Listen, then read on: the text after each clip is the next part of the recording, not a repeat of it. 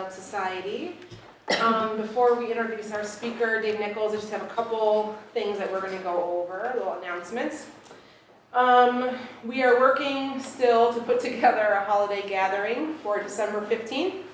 We've had a few issues finding space, but we're working it out, and we hope to have something really exciting happening on December 15th, and we'll let you know as soon as we do. A little holiday gathering or of some kind. I really want Lisa to come talk about this next exciting part. So we are really happy to announce we're going to be hosting the movie From Shock to Awe in January at the Michigan Theater. It's a movie about two combat veterans struggles with PTSD and their journey through healing with psychedelics. So that is January 16th on Wednesday. We need to sell 83 tickets to make this happen. So basically, tell everyone about it. We're really excited to have this happen, so get your tickets. We're going to post it on social media, so you'll see it out there soon. I have the dates. Link will be out there to purchase your tickets. So. What's that? Oh yeah. The deadline is. I have to look it up. Yes. And how much do they cost? I have it right here. Oh yeah. Tickets are $12. It's a great deal. And the deadline is 51. January 7th. Awesome. So it's like a week before, right? Yeah, a week before. So how it works is that if we have to sell 83 tickets, if for some reason we don't, then you're not charged. Yes. If you commit to going, to make sure that we get to the 83, if we don't hit 83, no one's charged, and you just, continue. What it does is it puts a hold on your card, and it doesn't charge it. So if the event doesn't happen, you're not charged. Obviously, that's charged. And it was a lot of work to figure those details out, and we're very thankful to Lisa for doing that. Thank you, Lisa. So that's January 16th. Our holiday gathering will hopefully be December 15th. Then we have January, I don't know if someone has our calendar, I think it's the January 19th is our regular, is that, just tell me what the third Saturday is, the 19th? Yes, Mike would know. We are going to have Mike come do a how to grow your own mushroom presentation. And if you want to say anything else about it right now, since you're here? Not really. Just come learn how to grow mushrooms, indoor, outdoor, exotics, edibles, and rich culture of mushroom history. It's going to be great. We've had a ton of people wanting this. I have people that come to meetings and just say, oh, I thought we were going to learn how to grow mushrooms. And I'm like, well, okay, we'll do that, though. We're going to do it. And so I'm excited that we're going to do that. Do you want to then speak about DanceSafe for a second? Yeah, so me, Julie, and Zach have been working on getting the Michigan DanceSafe off the ground. If you have completed the training, please let one of us know. If you haven't completed the training, tomorrow we're doing a training up at Fair State as a group. Otherwise, the links are online on NPS, the DanceSafe workspace that we have online. But we should be launching in the next couple weeks, and it's really exciting. And the sooner we have more people trained, the faster we can get this off the ground in Michigan and really be at every concert and do some harm reduction. Yes. Exactly. Drug checking, test, harm reduction. It's going to be incredible. If anyone here wants to join us, please do. Tell your friends. But also, we're looking for people who have connections to the music scene, to the nightlife, because those are the places that we want to get into. It's harder to get into some of these bigger festivals like Electric Forest, because they have all kinds of insurance and rules about it, and we hope to, change those things. Electric Forest was a special case. We actually got kicked out of there. So if you have any connections to, a music scene, private or public, that might be willing to have DanceSafe come out, do some harm reduction and drug checking, that would be awesome. So we're excited about that. Does anyone else from the board have anything they wanted to mention about anything? Okay. I just wanted to make a couple quick little announcements. We're doing a psychedelic integration group. Actually, I should say I'm doing a psychedelic integration group For people who are looking to integrate their psychedelic experiences or plan for something to come, it's every second and fourth Wednesday. It's here in Ann Arbor. It's Transpersonal Michigan. That's the Facebook page. You can go look there. It's pretty wonderful, and we're excited. We have only had a few meetings, and we're just going to keep it going. So please come out, come check us out, spread the word. I'm doing a medical cannabis 101 class on December 15th. That's going to be at Crazy Wisdom Bookstore. Blue Sage Health Consulting is who's doing that one, and you can check them out online, Facebook or their website. Does anyone here have any other events that they're doing related to psychedelics or not that they want to just take a moment and talk about with the group? Anything? Can we just say, like, congratulations to all of us because recreational cannabis has been approved in Michigan? Everybody who worked on that. I know Colin was like doing serious groundwork daily, probably even in his sleep, to make that happen. So that's super exciting. Okay, Jonathan, you are up. Okay. So I'm really excited to bring my friend Dave Nickles here to talk to everyone about commodifying the sacred, considerations on compass, capitalism, and the mainstreaming of psychedelics.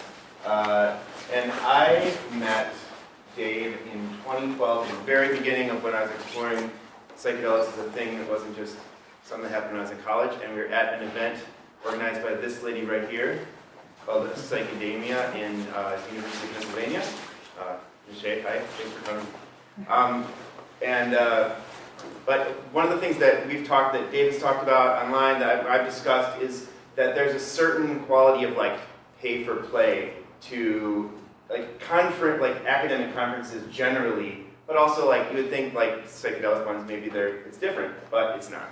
So when you go to a big conference, a lot of times every single person that's there at a big conference is paying to get in, and is also like they're producing content that people are absorbing at this conference, but they're paying to get in as well, or not being compensated for their travels. And one of the things that I'm really excited about being able to do with all of you is that we can bring people of gravity who have important opinions to share to this space, and that we together, because you guys have been really generous about donating funds for monthly meetings, you can like afford to like fly somebody to Michigan and have them talk to us about some really important issues in the wider psychedelic world. So thank you so much for being a part of doing that. So now we have a really great website going, and I take care of the things I need to take care of as the treasurer, so Lisa can start posting our quarterly financial information so you can see how we're spending money, how much we have to spend on other things, and we're going to be just, no one's like doing it for any profit. We're just doing it to be able to enrich ourselves together as a community. So on that, we'll pass around the basket or leave it here, and if you could feel so inclined to help us pay for the room and to bring more really cool people here, we'd appreciate that. So I'll just go ahead and pass that around. And while I'm doing that, I just want to introduce my friend Dave here. So Dave is an underground researcher and a moderator for the DMT-Nexus, which if you guys have not checked out the DMT-Nexus, it is when I came back into psychedelics, my first real introduction to it after having taken like a decade off and spent it in a meditation commune was DMT. And it was like, I found the Nexus, and it was like, I can do this in my kitchen. This is easy. And I did it, and I was like, oh yeah, that's what's important in life. So Dave and I met soon after I had that experience, and him being a part of that website was really influential to me becoming the person I am, so thanks, man. So he's also recently been involved in lots of conversations around things like consent, and like what he's going to be talking about here today about how like corporations are interested in psychedelics now in the same way that very soon we're going to see this huge capitalization of cannabis in this state because now it's legal. So there's going to be big cannabis corporations coming in to like chew this stuff up. And so David's going to talk about that in regards to psychedelics. So he's worked on numerous harm reduction projects, including Kosmicare, Check-In, TLConscious, Dance-Wise, and something called the Open Hyperspace Traveler, which is a super cool like textbook for trip sitting and harm reduction that the DMT-Nexus created a number of years ago. That's really cool. He's offered cultural critiques and commentary on psychedelics and radical politics, as well as novel phytochemical data for psychedelic preparations at venues around the world. Dave is also a glassblower and spends much of his time working in his studio when he's not ranting about drugs and politics. So please welcome Dave Nickles.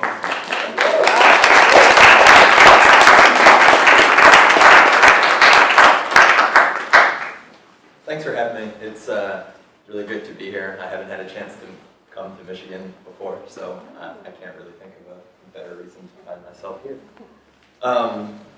So yeah, like John mentioned, we'll be getting into some of these developments around commodification and mainstreaming and kind of what the deal is with that. But I've had a lot of people lately sort of trying to figure out why I care about this and like what sort of brought me into psychedelics. And so I figured it's probably best to give a little bit of my background so that y'all can sort of see my perspective or my approach to things and then figure out how that fits into the bigger picture. So I suppose like a lot of folks, I mean especially with Pollen's new book and things like that, there's a lot of discussion around like psilocybin being this sort of entry into psychedelia. And that was certainly the case for me. When I was in my freshman year at university, I had some friends who got their hands on mushrooms and were like, hey, we've got a whole bunch of mushrooms, and if you ever want some, just let us know, and, you know, feel free. I'd grown up as a kid believing all the drug war bullshit, and, you know, when I was about 15, tried weed, was like, okay, clearly this isn't what they made it out to be, but was still really kind of cautious when it came to psychedelics. Really wasn't sure on what the effects on my own brain would be. So when suddenly I had them available, I basically just tried to do as much research as possible. I found myself on Arrowhead. It was 2006, the Hopkins paper on psilocybin occasional mystical experiences had just come out. I went to the library and went through the archives trying to pull old peer-reviewed papers. And after about 2 weeks of just trying to find like, okay, but where's the evidence that like it'll actually send me around the bend? And not being able to find that, I was like, well, this still seems really interesting, and there's no real evidence that I have anything to worry about, so why not? I ended up taking an eighth and wandering out into the woods, kind of on the edge of campus. And as I really started to peak, I came across this tree that had fallen down across the path I was walking on. And the first thought that came into mind was a dead tree. And instantly, it was like there was this other consciousness that sort of entered and started steering, and I noticed that like, you know, this dead tree was teeming with beetles and ants, that there was fungus growing on it, and moss, and lichen, and, you know, all of a sudden there was this sense that I was in a nature documentary, and it was this feeling of like, here's the cycle of life, and you're actually in this, there's no way, like, you're feeling yourself as separate. And this consciousness just starts like pointing out all of these things, and this sensation just was so overwhelming. It was like this gasp of ecstatic realization that holy shit, none of this starts or stops in any concrete place, in any concrete time. This is running through me, this is running through everything around me. Whoa. And for me, like my earliest memories are my grandmother dying. Visiting her in the hospital, she had breast cancer. And like as a kid, you know, every night before I went to sleep, it was just like grappling with this thought of like, what does it mean that my consciousness is going to end? What does it mean that like, you know, there's this thing called death? And in that moment, like it was just gone. And when I ended up coming down from the trip, you know, all of that residual sense of lightness, the weight lifted off my shoulders, it lasted for months. And like, you know, so that was profoundly therapeutic in the tail end of that, but going back to the experience, following that peak moment and a sense of unitive consciousness, I would guess it was probably about 10 minutes or so of just pure oneness. As I was coming down and sort of mulling over all of these experiences, thoughts, feelings, I started to realize that like this interconnection wasn't just in this tiny little college town, you know, woods, right? Like that this is the same interconnected ecology that literally spreads across the planet. And in that moment, you know, I realized that that ecology was pretty much under assault everywhere. I was at school in order to get papers, in order to participate in industrial civilization, in capitalism in a way that would benefit me, but that at the core of those systems, everything that I had just experienced was essentially being threatened on a daily basis. That like all of these interlinkages were at risk of being exploited, being utilized in ways that all of the life that I had seen, to my mind, was being seen as little, or being utilized as little more than fuel to run this machinery. And so as I started to have these thoughts, it was like, well, how do I get out of it? You know, can I opt out of it? I was like, well, not really. You know, vagrancy and homelessness are criminalized acts, but maybe I could figure out some way to go skirt around the edge of a national forest and like eke out some meager subsistence, something. Then I was like, okay, but that actually doesn't really address the problem, right? Because even if I managed to secure some temporary solitude for myself, in the event that spaceship, or the life support systems on spaceship Earth fail, like I'm just as fucked as everyone else. So, you know, okay, so that doesn't do me any good. So then where do I go from there? And it felt like there was a need to figure out some way to oppose these systems, whether it was you know, writing about it, talking with other people about it, asking, you know, have you had this experience? Did you know it's possible to like see yourself as a part of everything that's around you? You know, I wasn't really clear on what it was. There was just, for me, a strong impulse to be in opposition to what felt like these really destructive forces and things that, to my mind, felt antithetical to the experience that I had just had, but that I was continuing to have. And so when I came back from that, I think the thing, I didn't really have a term for it, but the concept that kind of started to appear was integration. And the question that really kept ricocheting around my head was, what do I do with this? How do I turn this into anything meaningful? And initially, it just looked like a shitload of research. Pretty much, I was, you know, while I was in whatever lecture classes I was in, I was on Arrowhead, I was on Wikipedia, I was trying to learn as much about, you know, pretty much the classic tryptamines and phenethylamines, and was just literally giving my own education to myself, realizing that so much of what I'd been told about drugs and their effects was at odds with my own experiences. And that path of information consumption eventually led to downloading a whole archive of old drug materials, writings, podcast, or I guess it was before podcast, lecture series. I stumbled across some of Terence McKenna's old talks totally by, you know, random happenstance. It came across an iPod shuffle randomly. And, you know, I figured DMT is something that I wouldn't find forever. I had no clue what ayahuasca was. I figured it was going to be, you know, I remember typing it into Google and getting all sorts of spelling corrections. And I figured I'd be lucky to find the stuff by the time I was 40. Well, you know, fast forward like 6 months, and all of a sudden I'm pulling, you know, sparkly white crystals out of a fridge, or a freezer. And for me, DMT was such a radically, ontologically, paradigm-shattering experience that it sort of put at the forefront of my mind how little we know about anything, and that everything that we do know is ultimately within the context of human knowledge. And so, in trying to ask myself some questions about these experiences, I typed into Google one day, like, how is it possible to meet disincarnate entities while on DMT? And I figured I'd get some totally gibberish response back or some ad for something or other. And instead, I find that there was this forum that had a thread that was seriously discussing entities and DMT, and people were not treating each other as though they were crazy or insulting each other or anything, and it was actual, like, here are the things that we might be able to know, here are the things that are possibly beyond our ability to fathom, here are the things that we can document. And so that was the DMT-Nexus, and that kind of kicked off my own engagement with trying to figure out, you know, more practically what could be done around these substances.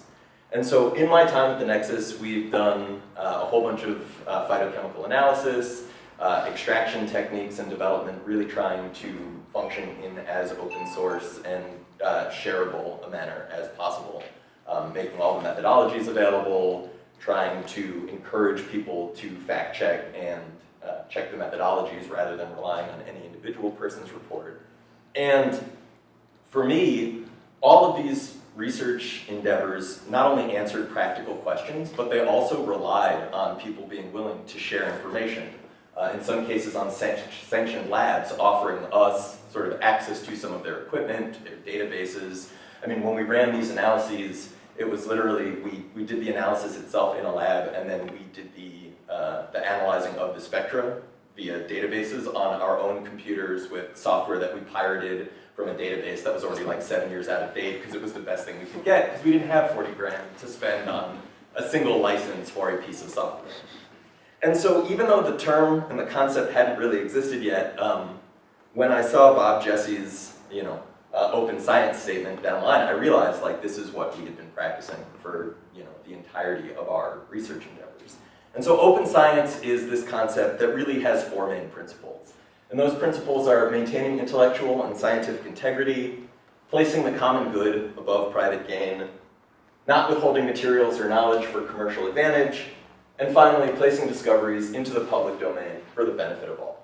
And there's a whole bunch of additional exposition on this in Bob's, or it's not just his, but in the original document. I have copies available, and I'd be happy to distribute them. And most of that sort of deals with the semantic realities of living in late capitalism, the fact that most people sell their services in order to provide for food, clothes, and shelter, and sort of appeals to doing so in a reasonable context around psychedelics, or we could argue it would be beneficial to see this with regards to scientific research, period. But this is really the main takeaways from my opinion. So pretty much my work along these principles at the Nexus led to a couple writing projects and presentations that were really in the same vein and about trying to expand the paradigm of psychedelic research to as broad a landscape as possible. And in 2015, I wrote a piece called Criminals and Researchers: Perspectives on the Necessity of Underground Research. And it was essentially making the plea that there's a whole host of research that simply can't take place in the academy for a variety of reasons. Dealing with things that are unacceptable research questions, things that maybe IRB processes can't make space for, things that simply can't get funding. And so as I've become a little bit more vocal about Compass and questions about maps, there have been a lot of people who have said that I'm against sanctioned research, or that I'm not happy with maps, or things of that nature. And I think, to whatever extent I may be unhappy with maps, it's not because they're doing sanctioned scientific research, psychedelic research. It's because I think that they could go a lot farther. I think that there are ways of imagining this landscape that are much more inclusive than some of the paradigms we're currently seeing. And in this push towards medicalization, I think it's really important that we not lose sight of the broader topography of psychedelics. Some of the questions that come up around some of the huge questions that come up around topics like human consciousness and sort of, the big, potentially unanswerable questions, but things that it seems that some of these compounds can at least point in interesting directions around. So with that being said, I'd like to rewind and ask the question of why drugs are illegal in the US.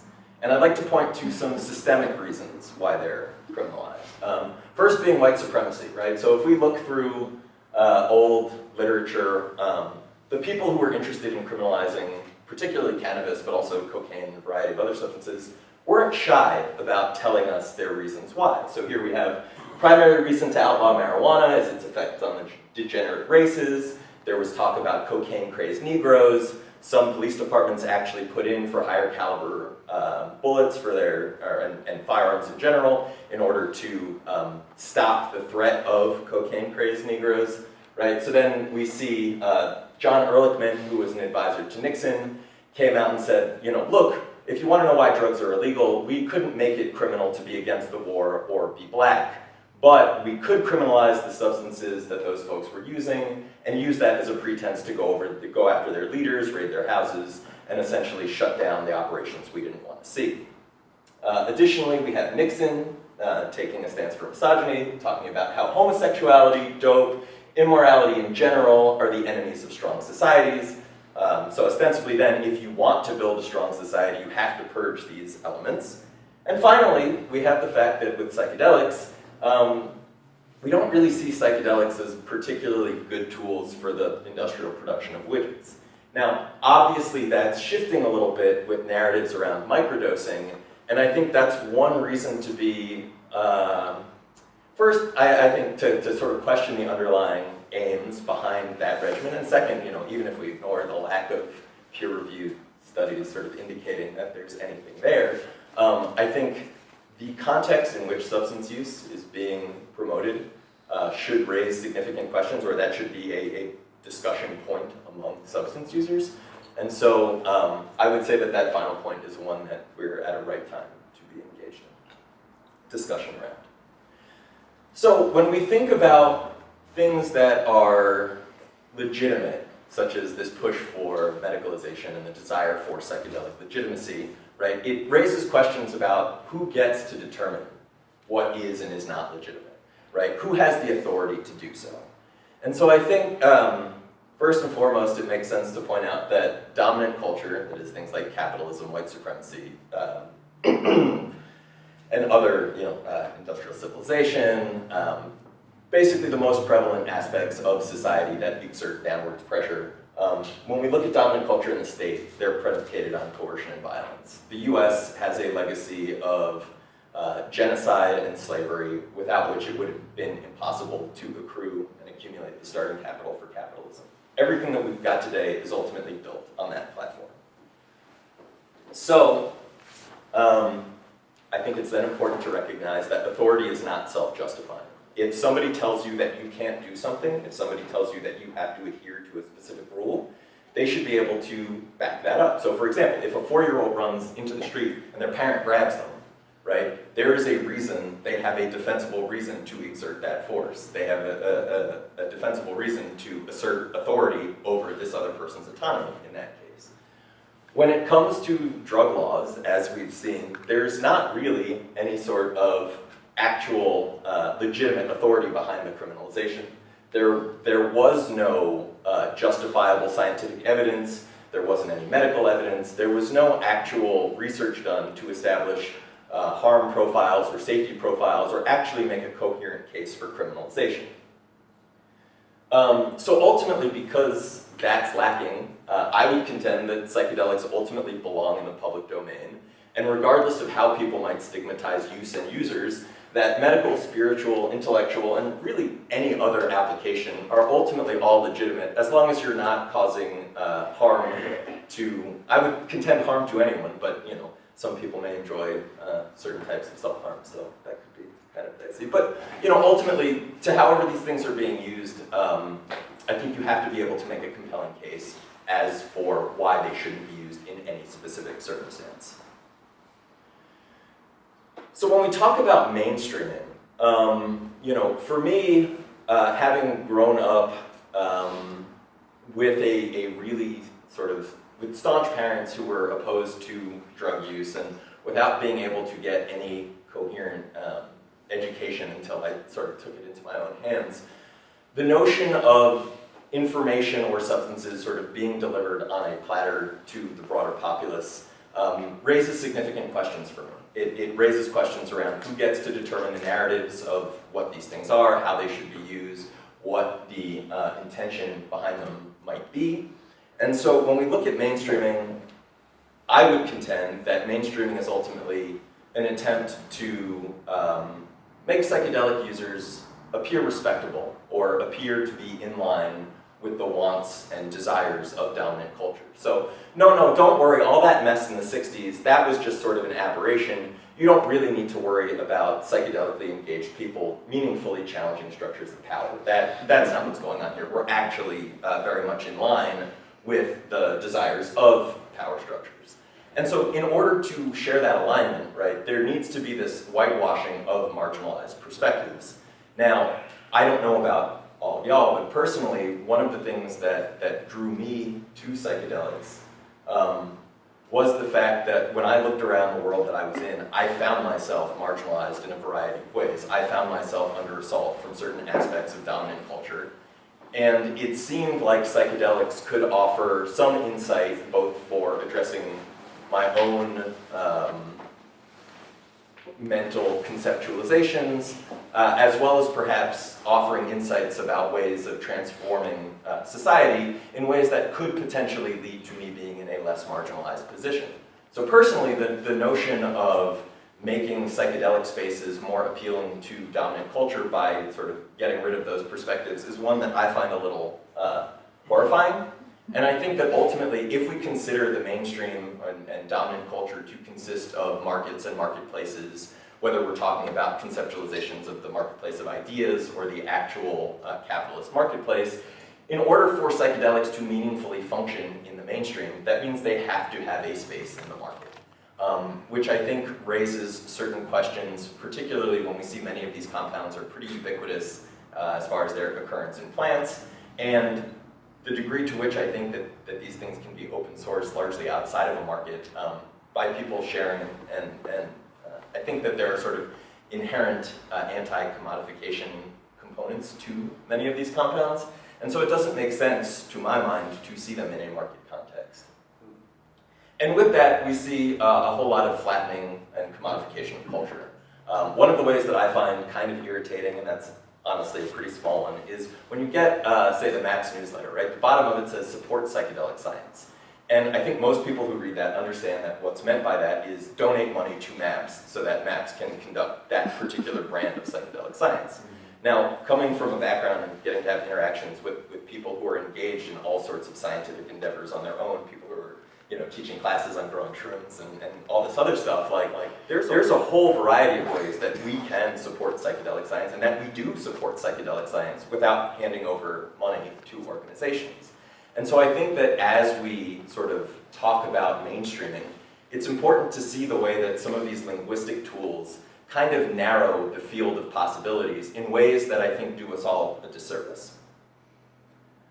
So obviously, I would assume you can tell by now, I'm not particularly enthusiastic about mainstreaming.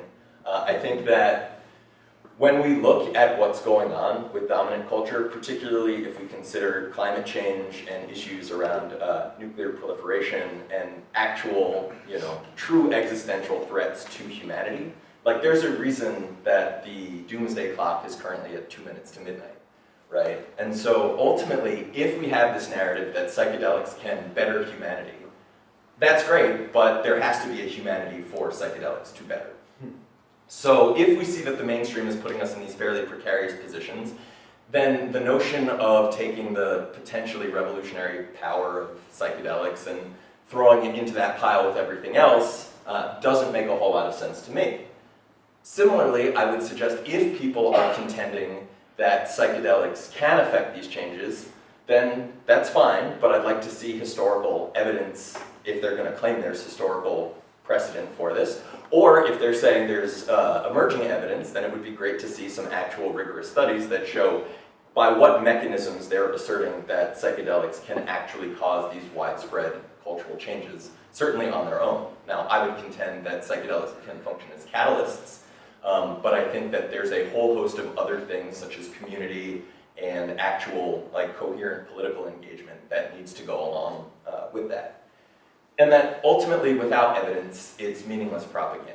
I would contend that this notion that if we get enough psychedelics into the hands of enough therapists, people will have these experiences and that will somehow change the culture is really just an updated version of Abby Hoffman's old, oh, put it in the water, right?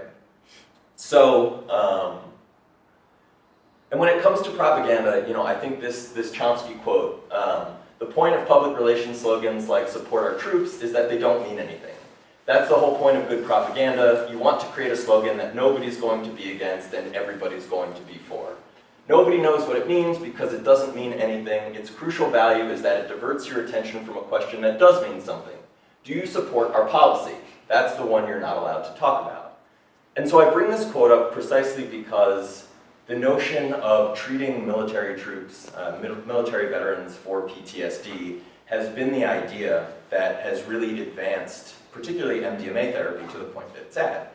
And while I certainly wouldn't argue against any person, be they a veteran or anyone else, against getting any treatment that might provide any level of relief, I think it's important to ask what the systemic effects of advancing this as the line of reasoning. So what does it mean if down the line the US government can turn around and say to its citizens, hey, don't worry about the effects on the troops. When we bring them home, we can repair them, we can heal them, we can fix their traumas.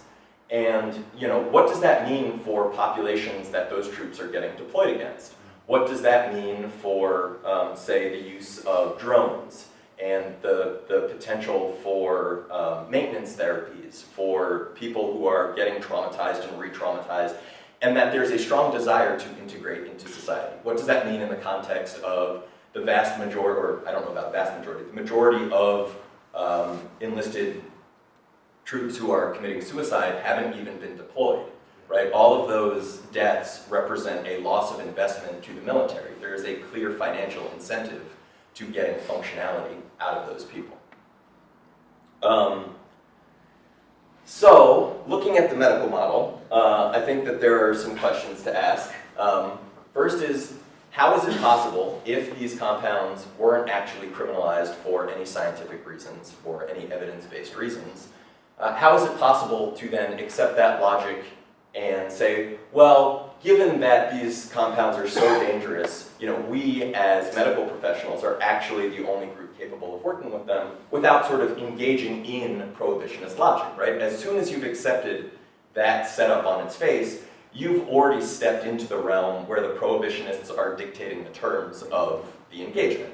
Now, in that context, you might say, well, there's no way to engage with sanctioned, legitimate research without accepting those terms. And I would suggest that makes the case for certain components and reveals certain truths about what then happens within that sanctioned paradigm. Additionally, one of the things that really strikes me is when you hear many of these researchers talk about psychedelic therapies, they're very taken with them because on a personal level, they're saying that they're seeing therapies that approach actual healing, that present actual cures or very close to cures in their patients, rather than the standard symptoms management that they see from traditional pharmaceuticals. However, if we sort of zoom out and look at the macro level, what we see is a focus of psychedelic-assisted psychotherapy where it's focused on the individual. It's focused on sort of fixing and healing and this singular, bounded individual, getting them repaired and back into society.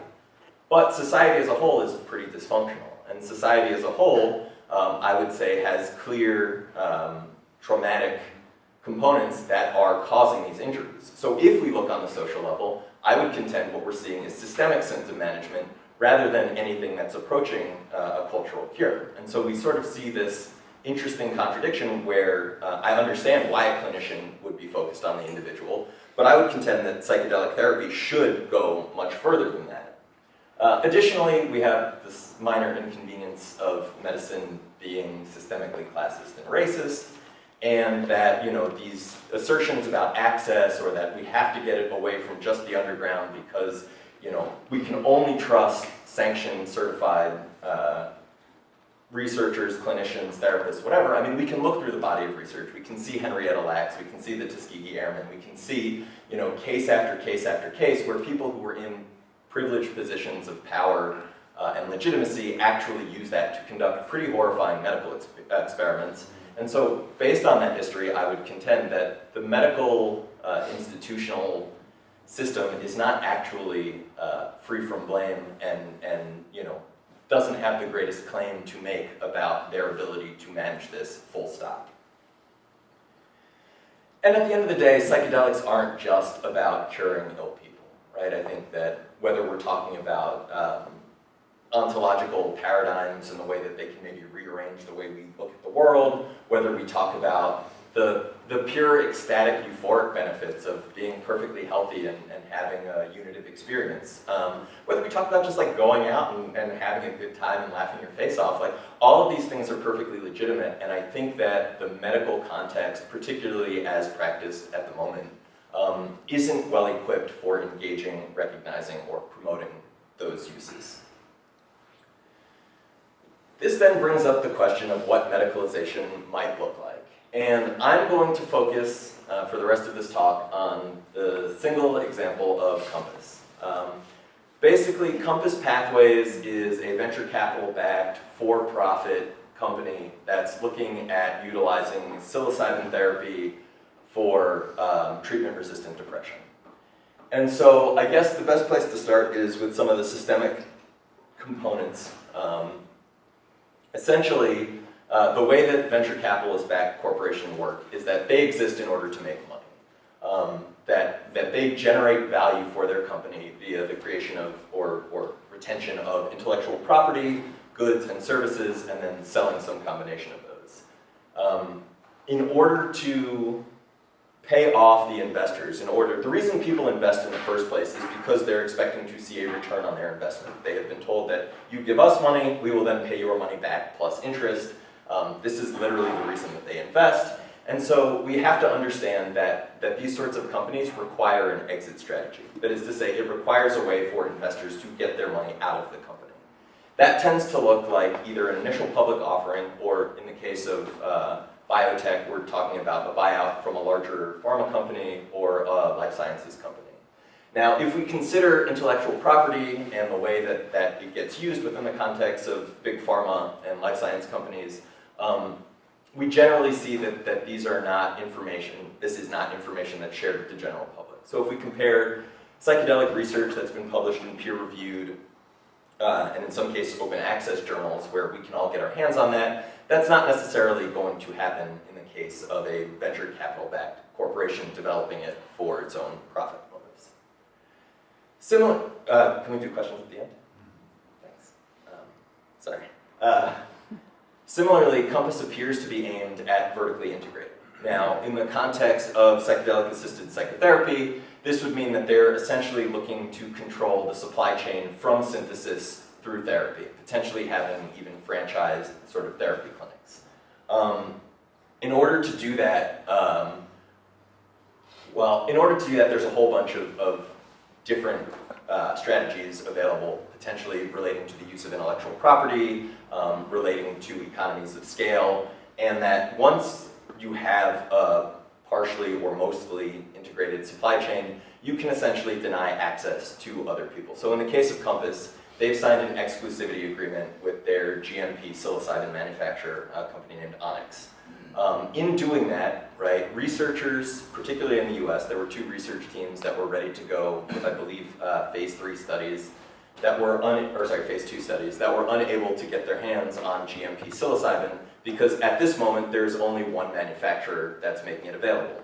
Now, there can be other manufacturers, as I understand they're pretty close in at least one case, but at this moment there's been at least an 8-month, maybe a year delay on research teams that have basically been sitting around unable to go because Compass currently has access to the only source of GMP psilocybin and has signed an exclusivity agreement with them. Now, once you've controlled the supply chain, that means that you can utilize what's known as value-based pricing. Value-based pricing basically means that irrespective of what something costs, you're able to charge a price for it in the market based on what it commands according to consumer wants or consumer needs. So, if we imagine a hypothetical where it costs $10,000 to an insurance company to treat somebody for TRD in 1 year, and we can imagine that, let's say it costs Compass could afford to sell psilocybin therapies for $2,000 a year, right? But instead, they have no competition, so they decide to sell it for $8,000 a year. And the insurance company says, well, $8,000 a year is cheaper than our $10,000 a year with traditional therapies, so absolutely, we'll take your $8,000. Now, Compass is making a hell of a lot more money than they would if they were selling it for $2,000. The insurance company is saving money compared to what they were paying, so it's a win-win, right? Except that, we're the people that end up paying insurance premiums. We're the people that ultimately foot the bill for that. So it seems pretty simple to assert that a therapy that costs $8,000 a year is going to have higher premiums than something that costs $2,000 a year. So ultimately, when we look at these sorts of systems, what we see is, the monopolization of markets, the manipulation of prices, and as we see throughout capitalism, the socialization of costs and the privatization of benefits. And if we look across our society, we can see ways that has been to our detriment as the public in a variety of different fields. Compass was originally founded by a guy named George Goldsmith and his wife, Katya Melevskaya. I'm going to give a partial rundown of their board just so that you can get a sense of some of the folks there. So there's a lot of biotech and pharma people. So we've got folks from Johnson & Johnson, Janssen, if you're familiar with the opioid epidemic that's currently racking the nation, Janssen had kind of a hand in that. Chris Strutt was at GlaxoSmithKline, and Sue Stansfield, who was at Janssen and then wound up at Quintiles. The reason I've got her on here is that she was the head of a project into the pharmaceutical development of an RIMA. If you're familiar with ayahuasca, you may know of harmine and harmaline, both of which are reverse inhibitors of monoamine oxidase, or RIMAs. Now, I don't know for a fact that Compass is planning on getting into the medicalization of ayahuasca. I do know that MAPS has set its sights on both ayahuasca and iboga for future medicalization. I would contend if that's a coincidence, it's a really interesting coincidence, and that it'll be interesting to see what comes down the pike. It makes me uncomfortable, and I think people would do well to pay attention to that. Now, in addition to all of these pharma people, and this is not a complete list, there's this guy named Thomas Longren. Thomas Longren was the former executive director of the European Medicines Agency, or the EMA. The EMA is essentially the FDA equivalent in Europe. Now, when Thomas Longren was still head of the EMA, he actually set up his own private consultancy business to advise pharmaceutical industry clients. This was called out by a number of industry watchdogs and folks that take concern around regulatory issues in Europe. But because there's no actual enforcement mechanism for these rules, nothing ever happened. So there were a number of articles that were written about this problematic relationship. Longren stepped down of his own accord, I think 2 months after he'd started the consultancy, and then it basically all went away. This sort of regulatory engagement is something that seems to fit a larger picture when it comes to Compass. So originally, Compass was a nonprofit organization. And while they were a nonprofit, they told a bunch of psychedelic researchers, hey, we're really interested in setting up a psychedelic hospice center on the Isle of Man. Would you mind sharing your protocols with us? Would you mind sharing any information with us? Would you mind putting us in touch with your networks of people so that we can figure out how to make something accessible and equitable for all? Now, interestingly, when they pitched this hospice project on the Isle of Man, it should be noted that Isle of Man is a tax haven. Isle of Man is known for having pretty lax regulatory standards, working closely with industry and setting those regulatory standards, and ultimately facilitating industry. So when they reached out to Isle of Man, they were having at least some engagement with this company called Eleusis Public Benefit Corp. Eleusis has filed for a patent on LSD for the treatment of Alzheimer's disease. They may have a couple other patents out there. There's not a whole lot of info on them and their founder, Shlomi Raz, but they're definitely a company to keep an eye on. Additionally, going back to about 2014, it appears that George and Katya were identifying themselves as key donors and strategists for MAPS and Hefter. Now, I found that rather interesting, particularly the strategist component, considering that they had been active in the field of psychedelics for a very, very, very short period of time. Again, this raises questions of what their area of expertise is, and I would suggest that the regulatory issues come right back up. And throughout their correspondence, they maintained an explicit focus on regulatory bodies, economic development, and governance. As I understand it, when they reached out to Isle of Man, they actually reached out to their Minister of Economic Development, not anyone in their healthcare. So, Compass eventually pivoted from their nonprofit setup to their for-profit setup. And in the 990s that they filed in the last year of their nonprofit, they said that Compass is currently in the process of winding down following difficulties in raising funds through a charitable structure. Well, then in 2017, Goldsmith told the MAPS board that they had a conundrum. Do they pursue this as for-profit or not for-profit? They consulted and decided the market would support a for-profit. The European government will offer tax credits on the sale of psilocybin, or 16% of the investment in developing the drug, and this is to incentivize and boost UK companies. So to my mind, this started to raise a question of, did they drop out of the nonprofit because they couldn't afford to fund the nonprofit, or was there actually indication that they could stand to make decent money doing this as a for-profit, and so they made that decision? Well, it got even more interesting because in a recent article that Quartz Magazine ran, They told courts that they decided to go for-profit because we believe the latter is the best vehicle for developing psilocybin therapy on a large scale for patients in need in a sustainable manner. So now it appears there's 3 slightly contradictory narratives around exactly why they pivoted from nonprofit to for-profit, which I would suggest continues to raise questions. In that context, I think it's important to note that on June 3rd, 2016, in the Netherlands at the Interdisciplinary Conference for Psychedelic Research, George Goldsmith told a room full of psychedelic researchers and enthusiasts that Compass is committed to open science and believes that those principles are important, and that he concludes the talk by presenting Compass explicitly as a not-for-profit medical research organization. Well, 10 days later, Compass filed for-profit paperwork with Companies House in the UK. Now, to my mind, the notion that he had no clue 10 days prior kind of stretches the limits of credulity, but I'll let y'all come to your own conclusions around that. In looking at this, I think there's a pretty big question of how legitimate Compass was as a charity. And so if we look through, we see that George and Katja essentially paid for the entire thing themselves. They put all this money in there, and that while they were running this nonprofit, they essentially built all of the connections that their for-profit would utilize. Additionally, it appears that they spent their charity funds after establishing the for-profit, and that they transferred a supposed $142,000 worth of intellectual property, it appears, to themselves after dissolving the nonprofit. Now, it's worth noting that it's illegal to advance a personal or for-profit interest via a nonprofit, and as I understand it, 2 law professors who've looked at the documents say that the documents warrant at least further explanation by Compass, and if they can't get that, potentially investigation from the California Attorney General. Additionally, Katja has authored a piece for the upcoming Winter Maps Bulletin that states that she and George didn't decide to start a for-profit until February 2017. Now, clearly that's conflicted by some of the documents that actually exist, and to my mind raises a pretty concerning question for Maps, which, do they plan on running sponsored content?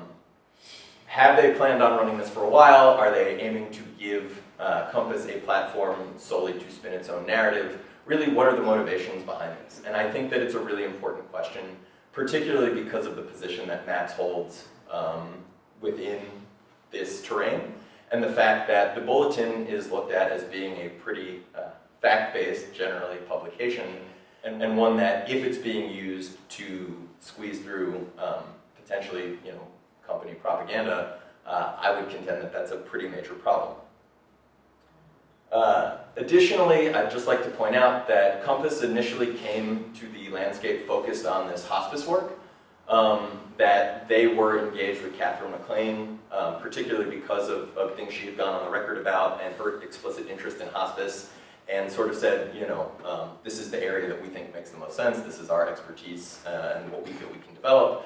But then as things went on and they switched to treatment-resistant depression, suddenly there emerged this narrative about they had no clue about psychedelics, they'd never had any engagement on their own, and in fact the only reason they were interested is because their son had had this experience dealing with depressive episodes, and psilocybin is what helped him effectively treat that.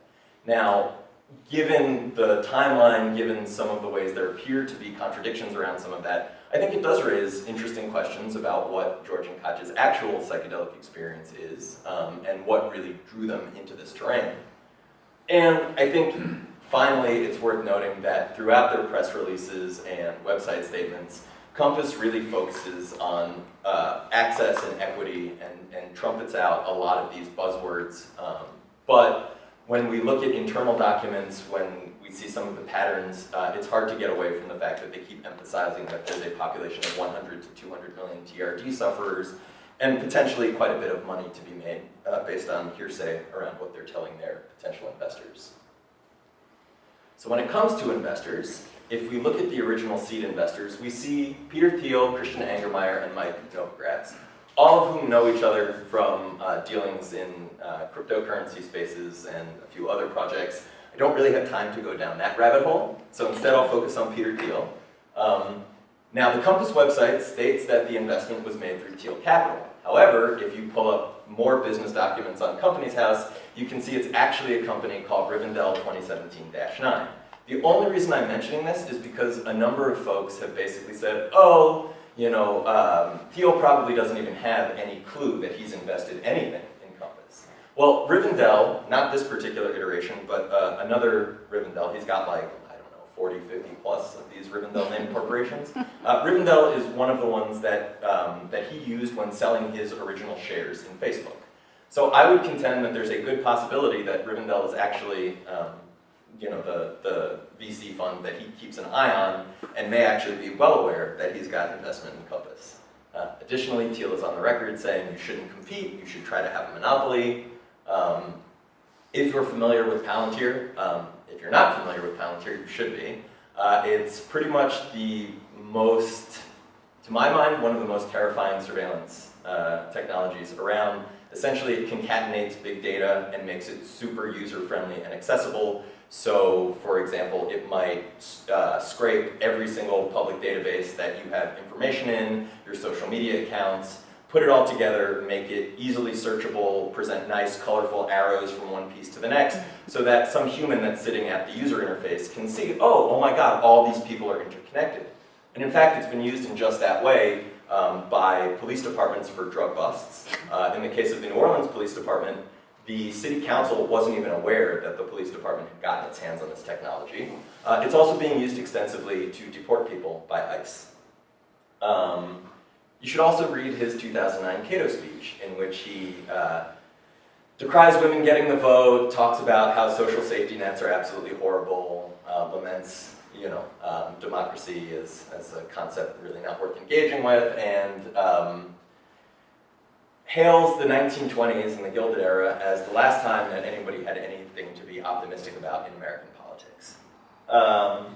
Then we've got this guy, Christian Angermeyer, who's a German investor. I think he was originally a filmmaker, and he is the person behind ATAI. ATAI is a large medical biotech VC fund that he claims he started in order to unleash a virgin market for psychedelics. It's currently raised and invested about $25 million and is said to own about 25% of Compass.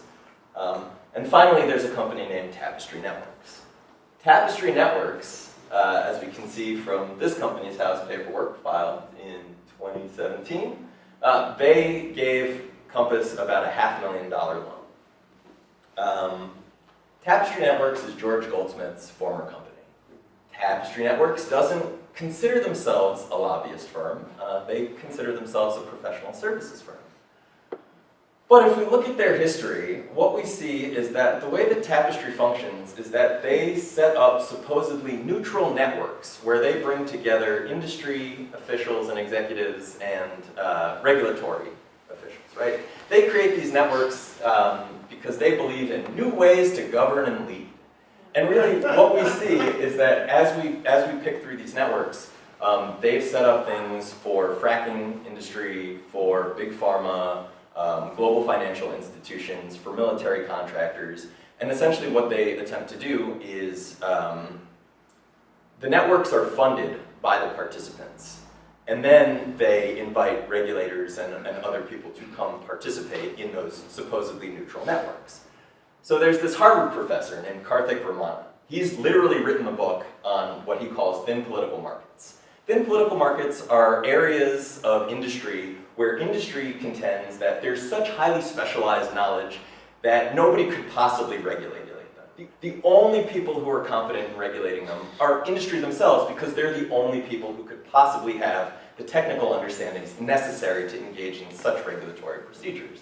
So obviously you can see the potential for things to break down there. Well, Professor Ramana actually did a Harvard Business School case study on Tapestry Networks, dealing specifically with their engagement with financial institutions in the wake of the 2008 financial crash. So Tapestry set up the Bank Governance Leadership Network. This network was funded solely by Ernst & Young, EY. If you're not familiar, they're one of the big four accounting firms. They're basically a cornerstone of what it takes to have capitalism as it currently works function. They pretty much, they handle a wide variety of,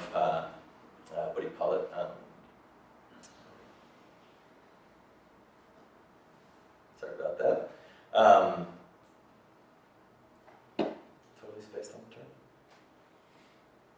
Anyway, they pretty much handle, they make sure that everybody's books are in order. They function as a professional services firm for a wide range of other businesses. So, during this BGLN, they developed a reputation for fostering trust between regulators and banks. Now, I would contend after the 2008 financial crisis, there was absolutely no reason for regulators to trust banks. And perhaps most telling, when we're talking about a company as large as EY, for the years that they actually paid Tapestry to run these networks, Tapestry was their biggest expense behind their lawyers. I would contend that companies like that don't spend money unless they're actually getting something for it. And we see that Ted Price, who basically worked for this regulatory office in Canada, who would then go on to become an advisor to EY, sort of underscoring the revolving door of industry and regulation, he said that Tapestry was such a soft sell that for a long time he thought that Tapestry was simply a brand of EY, not a separate entity. So that kind of gives you a sense of how Goldsmith and Tapestry as a whole have operated historically.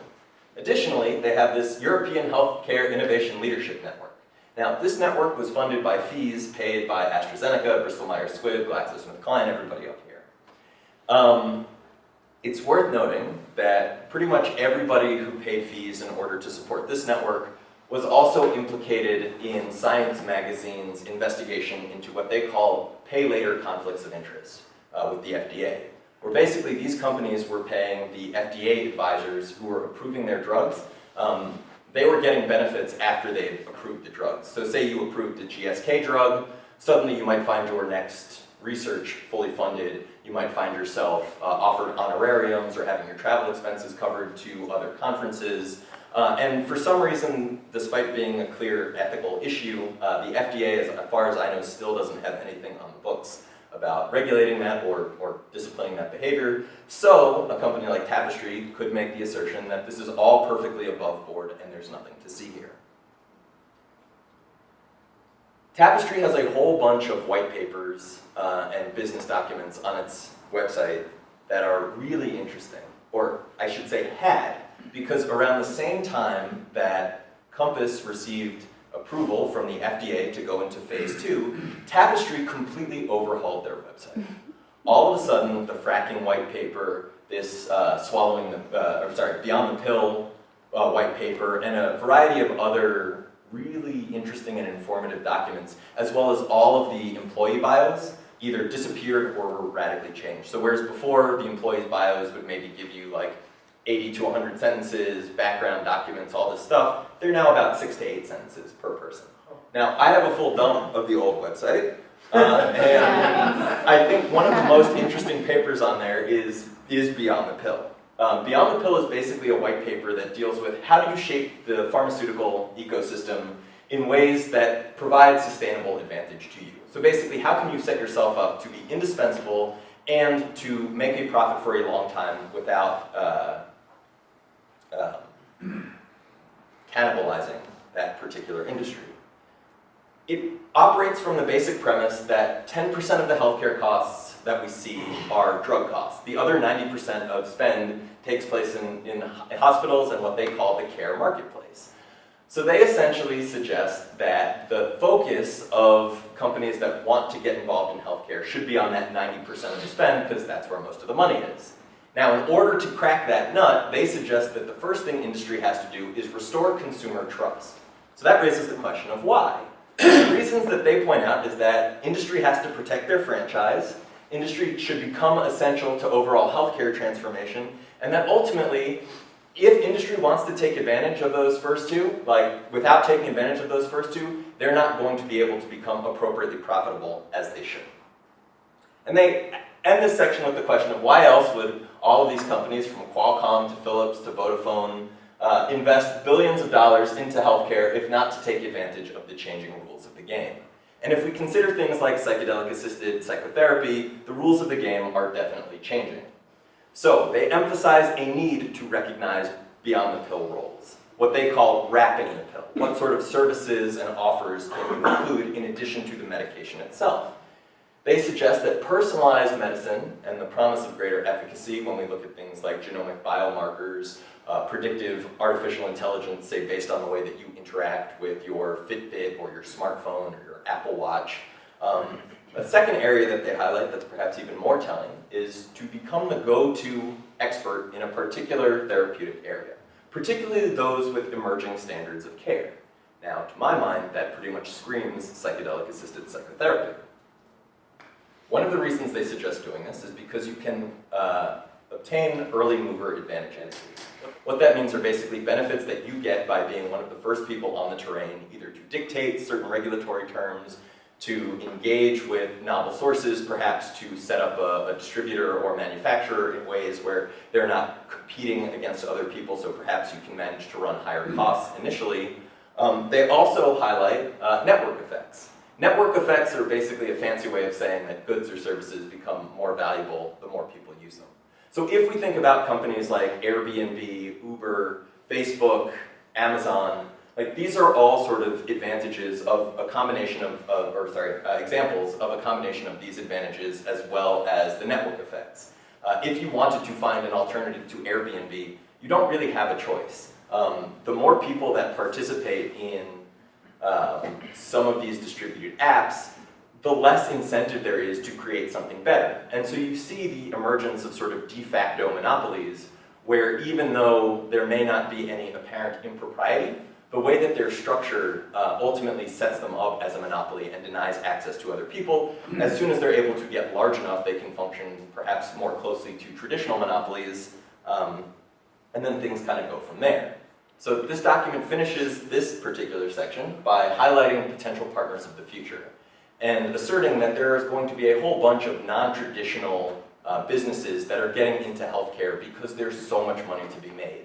And as things go digital and there's room for app developers and social media firms and IT companies to get involved, they're going to try to get a slice of the pie. One of those partners of the future is called Mindstrong. They're a Compass partner, and their tagline may as well be the app that knows that you're depressed before you do. Essentially, this is an app that uses machine learning to measure your interactions with your smartphone. So ostensibly things like where you're going, what you're saying, how much time you're spending on any particular interaction, what apps you're using, your vocabulary choices, and it takes that information and basically spits back a picture of, well, this is how your personality is potentially varying from day to day. Now this company was formed by a guy named Tom Insel, who is the former director of the National Institute of Mental Health. He's currently a member of the Compass Scientific Advisory Board.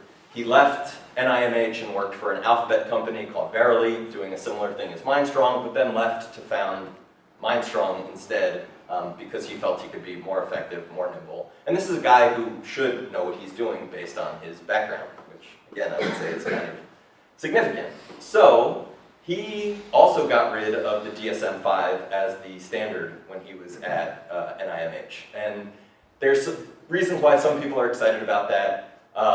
He's also caught a lot of criticism, and to be clear, I'm not a mental health professional by any means, but I found this particular statement from him where he says, mental disorders are biological disorders involving brain circuits that implicate specific domains of cognition, emotion, or behavior, to be a little reductive. And if you look through some of his statements, he's actually been criticized by other folks who are mental health professionals for taking very reductionist views of mental health, perhaps omitting social causation entirely in some cases.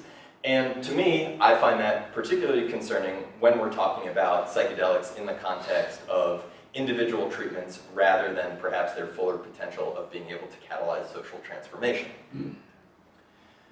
Furthermore, if we think about Mindstrong in the context of Facebook manipulating user newsfeed data in order to affect user experiences, the Cambridge Analytica scandal, Palantir, which in addition to being used, as I'd already outlined, by law enforcement and ICE, Palantir recently got a $7 million 3-year contract with the National Institute of Health to streamline healthcare big data. So putting all of this stuff together presents to me a potentially alarming picture on the broader social landscape and raises a lot of questions about what happens with that data, who manages it, how it gets used. Now, we touched on sponsored content briefly earlier in this talk, and the question about maps running sponsored content isn't just in this upcoming issue of the Winter Bulletin. At the Psychedelic Science Conference in 2017, there was an unannounced, there was a panel that was, to my mind, essentially an unannounced Compass panel, where George Goldsmith moderated between two other individuals, Paul Summergrad and Tom Insel, who are both affiliated with Compass. They talked about a wide variety of things, including providing healthcare via apps to underserved areas, the collection of data from those underserved areas, and a whole host of things that I think have implications for the way this might be rolled out. Again, seeing that they were given this channel to speak on all of this without any sort of heads up or disclaimer about who they were and how they're affiliated, to me was a little bit disturbing. It became even more interesting when I read the last chapter of Michael Pollan's book, and he asserted that when he asked conference goers which session they deemed most memorable, almost invariably they mentioned the plenary panel called Future of Psychedelic Psychiatry. Now, considering that this was a conference that included folks like Gabor Mate, the Mithoffers, Dave Nickles, Kat Harrison, Dennis McKenna, the notion that this panel was almost invariably the most memorable to like the folks going to this conference, I just have a really hard time believing that. And even beyond that, it becomes more problematic when you recognize that he was flown out to Isle of Man by Compass, that he has spent time with George and Katja, that when he was asked publicly at Horizons to talk about Compass, not only did he decline to say their name after saying let's not beat around the bush, he then made the statement that capitalism is a good way to scale things up. So it seems that there may be a little bit of a quiet media blitz around Compass from some unexpected channels.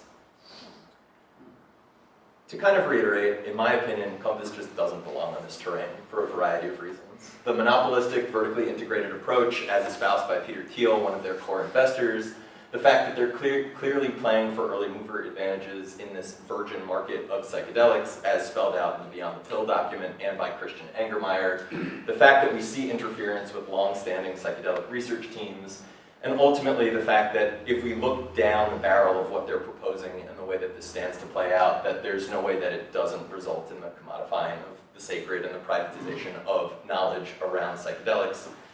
To me, it's all just incredibly problematic and something that needs to be addressed. So, thank you for giving me the time.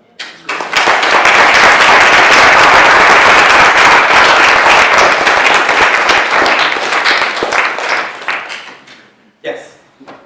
The question I was going to ask, you already answered, so now I got a new question. What I wonder about when it comes to competition and monopoly, I think a lot about internet access, and it was a long time ago that Ma Bell was broken up. Because it's a monopoly, right? Clearly, it's a monopoly.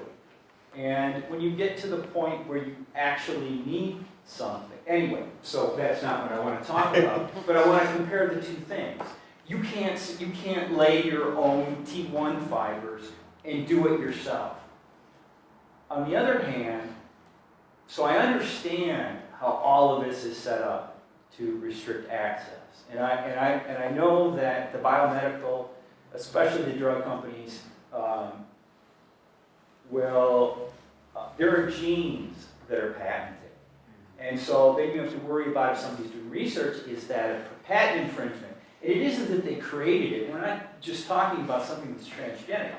Is that they sequence and characterize, and so it's theirs for a certain period of time.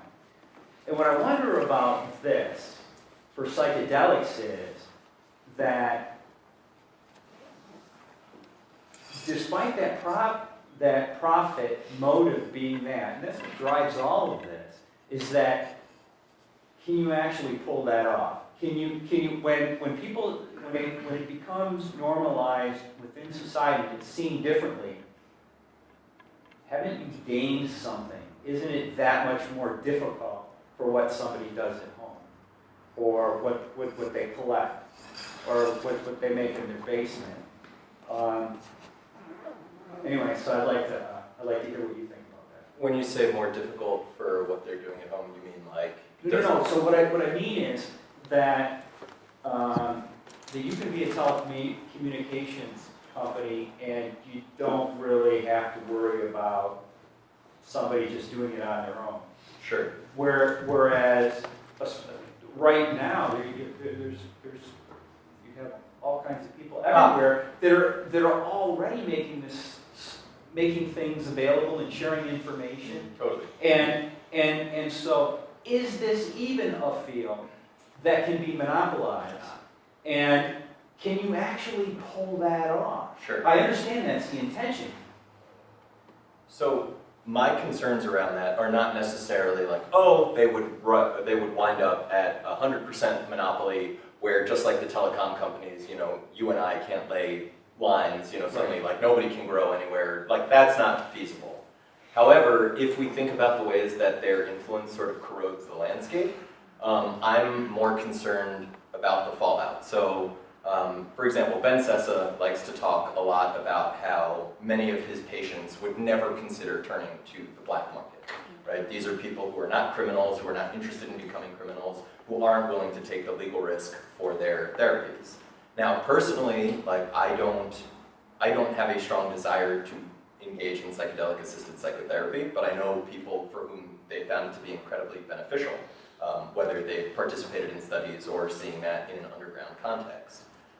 The notion that a company like Compass that is, I think they're only doing like 2 days of training for their therapists who may have no personal experience with psychedelics, who've actually been taught to sort of talk around, if somebody asks them about their experience with psychedelics, they've been told to speak to general states of altered consciousness, like meditation, breath work, and things of that nature. The notion of that not only being the main player going after some of this stuff, but also like if we imagine right now, peer-reviewed papers say that the Hopkins team has come out. I mean, for me, that first peer-reviewed paper, being able to send that to my parents 8 months after that first mushroom trip when they were like, what the hell is going on? Like, you seem so much happier than you have in a long time.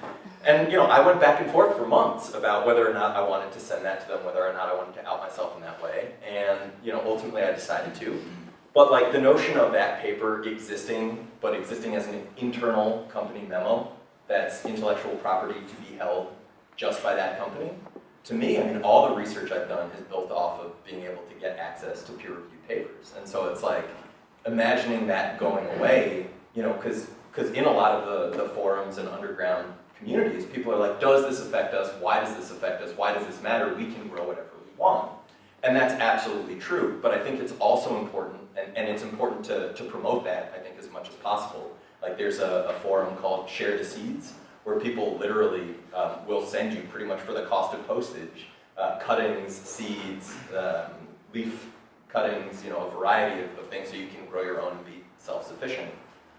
In that same context, we are looking at compounds that may offer insight into really important questions about consciousness, humanity, the functioning of our neurological systems. And when we think about, for example, if we consider the advertising agencies and the fact that they have some of the most powerful, potent technology in existence, at least as far as we know, and then it's pointed straight at all of our heads, right? Like, and we live with the daily realities of you step out into public space and you are surrounded by messages that are telling you you are not good enough, you are unlovable, unless you buy our product, no one will ever accept you. And then we have psychedelics that seem to offer, potentially, what some people might view as corny or hippy-dippy messages of all there is love, or love is the most important thing. And you can have that experience and come back into this terrain sort of armed or protected against some of that. And so the notion of suddenly, if we think about like some of the salvia work that's been done, showing how, I forget what the neuronal sheath that like helps modulate certain states of consciousness. Like, again, the notion of that sort of research being held by corporate interests. The default mode network, is that what you mean? No, there's, I'm totally, it's the, it's very similar to a word that means something about milk. But it's, sorry, I know this because somebody called me out when I posted it on the forum. Huh? The colostrum. colostrum. Yes, so there was research dealing with salvia in the colostrum that basically dealt with basically kind of shutting off reception of consciousness or something like that, or generation of consciousness. And so the notion of that research being held by companies that could potentially sell that to companies that have an interest of pointing some of these things at our heads, or, right, like it's stuff that I would much rather everybody have some access to and inkling of than sitting in a drawer somewhere. So thank you very much, and it seems pretty clear what the problem is now, but do you have any ideas like how we can move forward for social transformation instead, like how to make it better or how we can use them? Sure. So like psychedelics more generally. Yeah.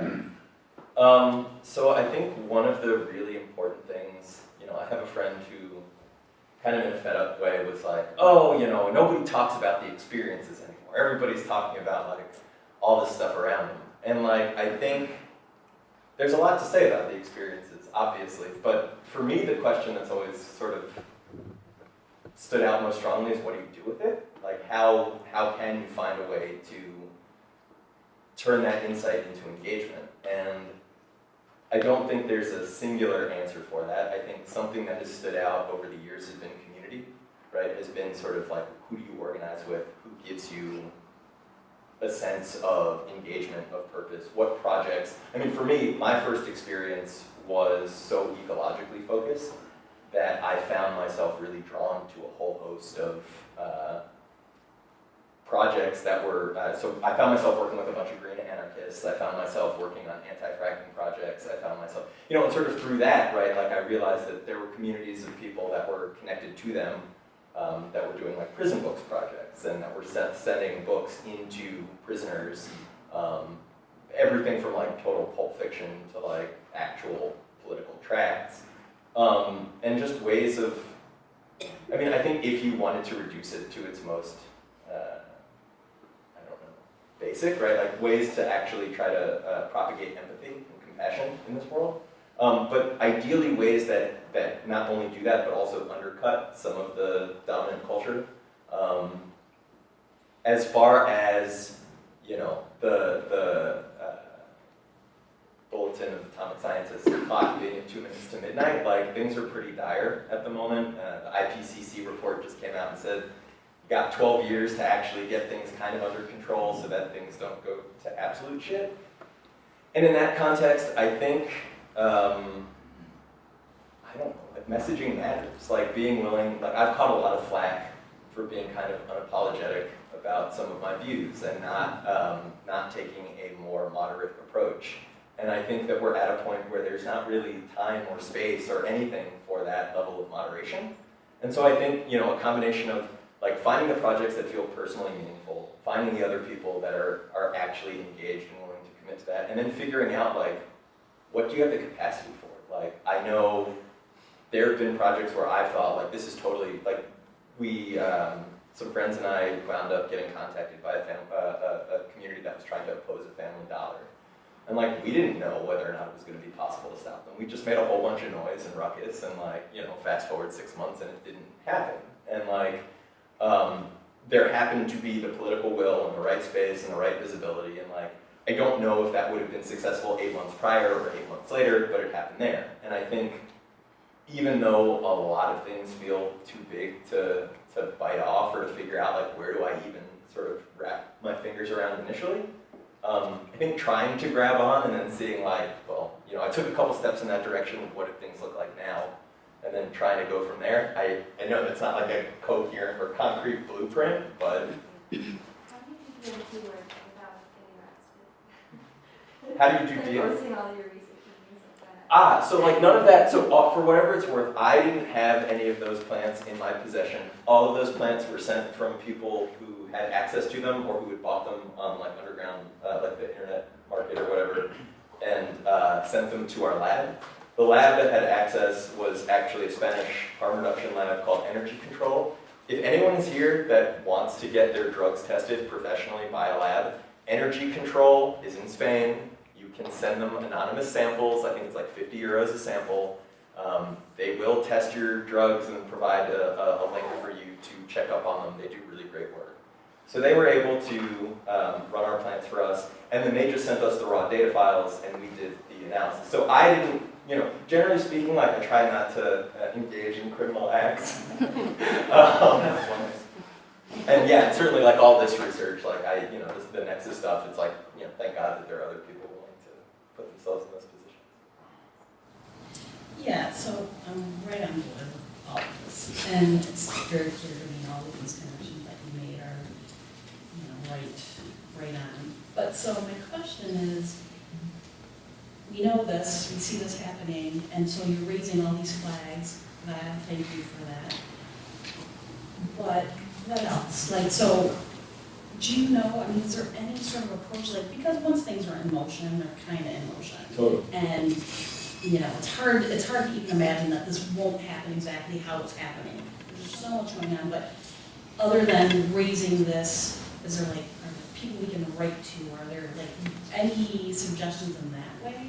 Yeah, I think it would be really interesting. And, again, to be clear, I think MAPS could be a really interesting organization. I think MAPS could actually facilitate some really amazing work. I think they're making a pretty poor decision around this, and I do think it would be interesting to see what happened if people started reaching out to, Amy Emerson at the MPPC, the Public Benefit Corp that they're setting up to manufacture and distribute MDMA. I think it would be really interesting for Rick to get emails saying, hey, what's going on with this? I mean, especially if they run Koch's letter in the winter bulletin, I think it would be really great for people to write in and be like, what's going on here? There's clear evidence that they had a for-profit in June 2016. Right. How are you letting them run something that says they didn't even consider the idea until February 2017? That doesn't. And right now, for whatever it's worth, that letter is actually up on the Compass website under a subsection somewhere. They've already posted it with the MAPS bulletin header, and it says that it will be forthcoming in the 2018 winter bulletin. So, I think looking at the regulatory stuff, Goldsmith clearly has quite a few connections. However, I know that they didn't get regulatory approval to go phase 3 when they initially wanted to. That's part of the reason they're doing phase 2 for TRD rather than phase 3 for cancer anxiety, I think. So it may not be possible to do a whole bunch around that sort of regulatory aspect, but as far as the amount of legitimacy that Compass stands to get from being associated with MAPS, somebody else who it might make more sense to reach out to as well is Bill Richards.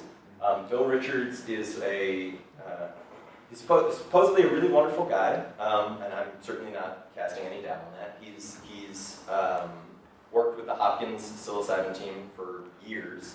He's been instrumental in a bunch of really wonderful work that's gone on, but he's the person who's training their therapists. Again, they only have 2 days of training, as I understand it, and the fact that work is hinging on a single person who's responsible for all that, it would seem to suggest that people should ask Bill, hey, what's going on here? Because I've had some very minor conversations with him, and he seems to not see any problem with the Compass approach, and I think asking why he's okay with that would be interesting to see. I don't know for sure, and coming from my own sort of background and things that I don't know that I've ever encouraged an email campaign before, but this is a space where increasingly it seems well, these are people who are asserting that this makes sense, or this is inevitable, or this has to happen this way, and I think pressing them on the whys of that is really important. Over here. And can I just say, if you can go online and hear Katya, is her name? You can hear her tell a story about how she got involved in this, and it's about her son's depression. It's just, have you heard it? I haven't. You can go online and hear it. I know there's a podcast. Yeah. Okay, now. Yep. It's so awful and cookie cutter and PR driven. It's anyway. Just, So no, I appreciate that. So I came because I got whiff of your article that you wrote through Catherine, who's a mutual friend of myself. I am an Indigenous woman, and I live on these lands that are stolen. And so using the term sacred, I'm kind of curious as to what that means to you, because it means something completely different to myself and my people. Totally. And I'm not sure if you are aware of the IPCI, the the Indigenous Peyote Conservation Initiative by Sandor Ironrope, who used to be the head of the Native American Church for peyote ceremonies. And they're really fighting to, conserve that and protect that, as well as other indigenous peoples down in South America, Central America, that are fighting to protect their traditions. And a lot of what I'm hearing here is sort of a colonized way of dealing with these things. And you had mentioned earlier about the sense of community, and you're not sure if there's a sustainability and any of this sort of stuff. And I'd like to kind of remind everyone here that there are communities that have sustained, that have figured this out, and they continue to figure it out throughout all of this. And there are people that are surviving on these lands that continue to do that. And so when you use terms that seem harmless, not commodifying the sacred, what does that mean to you, and what does that mean to other people, especially people that have had these traditions for a very long time? And that's not to take away from European people that were pagans and that had traditions as well a long time ago. But in these lands, there's currently a big fight that's going on. There's people lining up at the border trying to come to freedom because of the oppression that we have here, because of the monopoly of these type of individuals.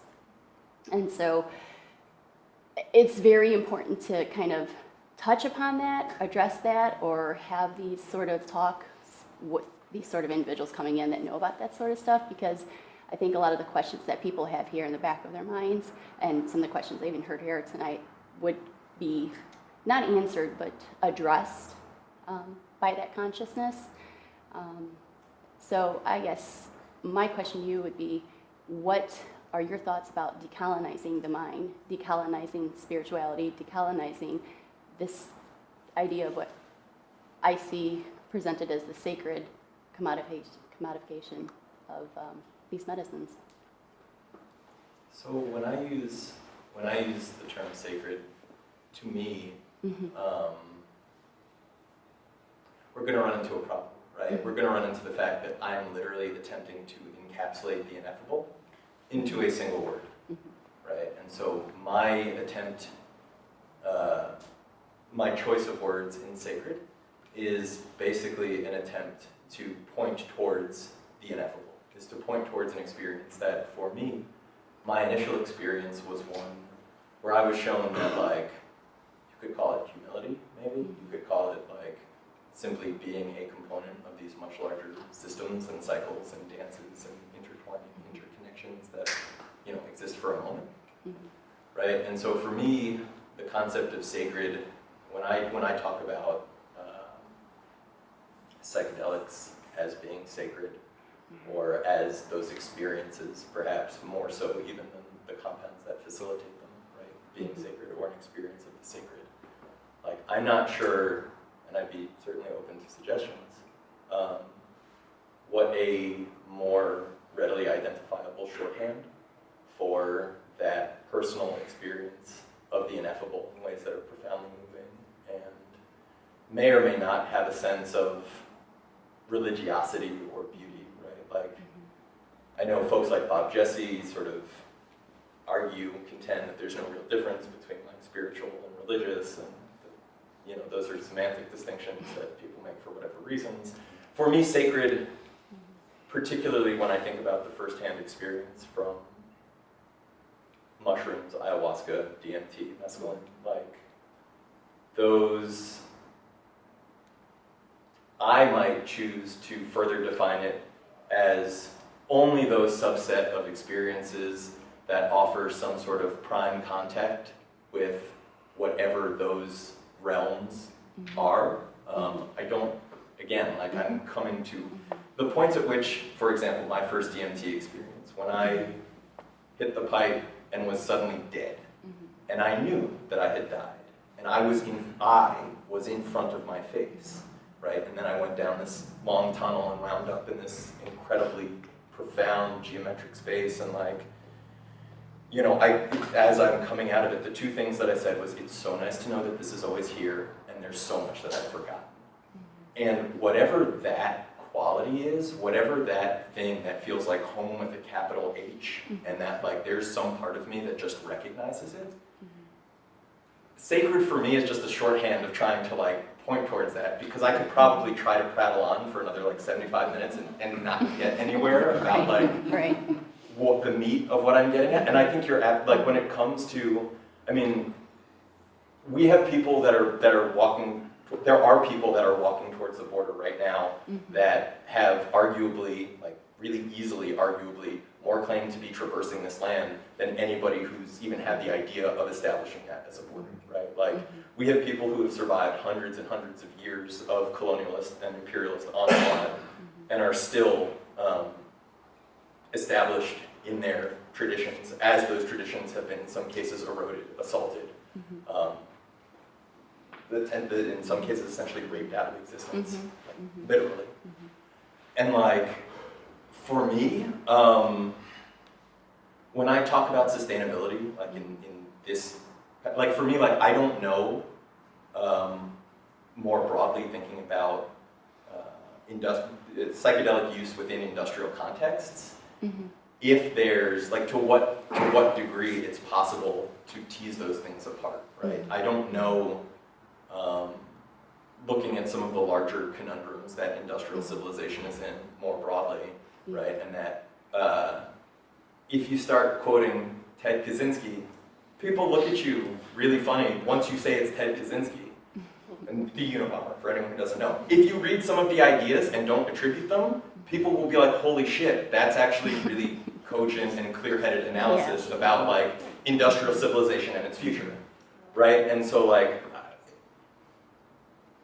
my statement around sustainability and sort of like what it might look like long-term it's literally mired in my own context of my experiences of industrial civilization, of living in a state that has made it a felony to interfere with extractive industry in any way. So like, you know, if you lock down to the gate of a refinery, you may as well go a hell of a lot farther than just locking down to that gate, because the consequences you're looking at are pretty much the same. And so I don't honestly know in this context, and I certainly wouldn't be opposed at all to having Indigenous and other marginalized voices with experience of, you know, the utilization of psychoactives, particularly in a context of ongoing resistance and rebellion to these systems. Because it was colonized first, you know, through America, whatever that is, whatever that machine is. It was, you know, taken from these people, and in the recent past 20 years, it has become really popular, and even more popular, and it has gotten us to this point where there's profit. And so this is what colonization has led to. And so I think if people stop and slow down, and instead of asking the questions about how do you do research and not get legally arrested, it's how have our ancestors, how have our relatives done these things before, and are they still here? Yes, they are. What questions can we ask them? How can we align with them? How can we include them in the conversation? And how can we also align with them to, you know, for example, the Peyote conservation. You know, this is a fight that he is, you know, with his group of people down in Mexico as well as here in America that are fighting to just even get in the door to a lot of places, and, you know, even just struggle to keep his website up, to get donations through. And we have Compass just pushing on through, and everybody's focusing on that, you know, and well, it's already going to happen. So what can we do to combat it? What can we do? We can enrich these cultures, these people that have a way that can help us, you know, do what we need to do to engage these medicines. Totally. And an open source of whatever you're saying or describing it as, whatever which is awesome. Well, and I think also in the context of mushrooms, like looking at what happened with Maria Sabina and Gordon Wasson, right? Like, you had a really short period of time, like in his lifetime, Gordon Wasson turned around and said, holy shit, like, I fucked up. Yeah. You know, and it's like, The great, great that's wonderful that you recognized it, but like, you know, the people of Huatla are living with that. Like, that's the, and the thing that really blows me away when it comes to ayahuasca in particular, and the way that people are engaging in drug tourism and shamanic tourism and, you know, sort of mining and cultural extractivism, right, is that like, the lesson is here, and the lesson is here within the last 50 years. Like, we've already seen this play out from undiscovered to totally eradicated from its indigenous context in many ways. Obviously, there's still lineage and tradition that's going on, but like, by and large, it was pretty decimated. And so like the fact that people are acting, in some cases, like, what do you mean this isn't good, or how could this possibly be problematic, and are ignoring, I would say willfully ignorant of those histories, because you try to have the conversations with them, and most people starting retreat centers in Peru are not particularly receptive to that. Or here. Yeah. Or here. Yeah. And they're underground. Totally. And they're not even considering that aspect of it, you know, what they're contributing to, and the raping and pillaging of the life source down there, you know, with the plants where they're just taking more than they're giving back.